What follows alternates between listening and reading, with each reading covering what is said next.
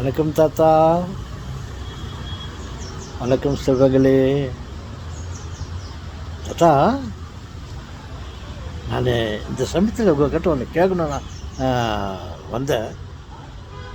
ஆ, ஆ, என்னுடைய விரோதி என் மேலே எப்போதும் பொறாமைப்பட்டு கொண்டு இருந்தான். அவன் இப்போ வந்து என்ன என்கிட்ட ஒரு மாதிரி என்னை பார்த்து சிரிக்கிறான்.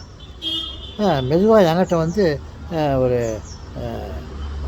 நண்பனை போல் பழகலாம். நான் என்ன செய்யிட்டேன் தாத்தா?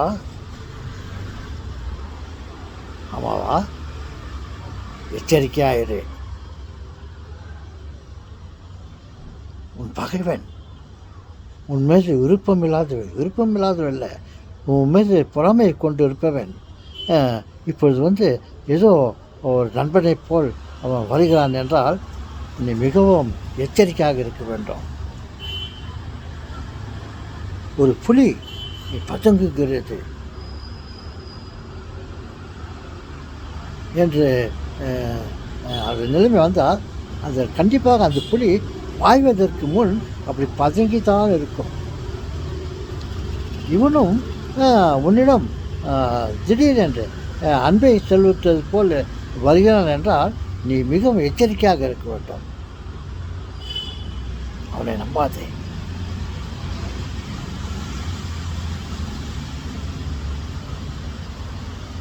சரிங்க தாத்தா.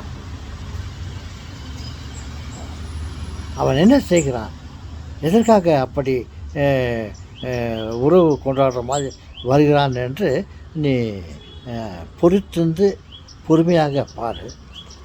உடனே அவன் கேட்பதற்கு நீ சம்மதித்து விடாதே. அவனிடம் உடனே நீ உறவு கொள்ள முழு போகாது. பொறுத்திருந்து பார்த்து அதன் பிறகு உண்மையிலேயே அவன் உனக்கு நன்மை செய்வதற்கு வருகிறானா, உனக்கு அன்பு செய்ய வருகிறானா என்று தெரிந்து கொண்டு அவனிடம் பழகு. சரிங்க தாத்தா. ஆமாம் இல்லை தாத்தா. புலியோ பூனையோ பதுங்குகிறது என்றால், அங்கே ஒரு எலி இருக்கிறது என்றால் அந்த பூனை பதுங்குகிறது அமைதியாக இருக்கிறது என்று பார்த்தால் அந்த எலியை பிடிப்பதற்காக அந்த பூனை பதுங்குகிறது.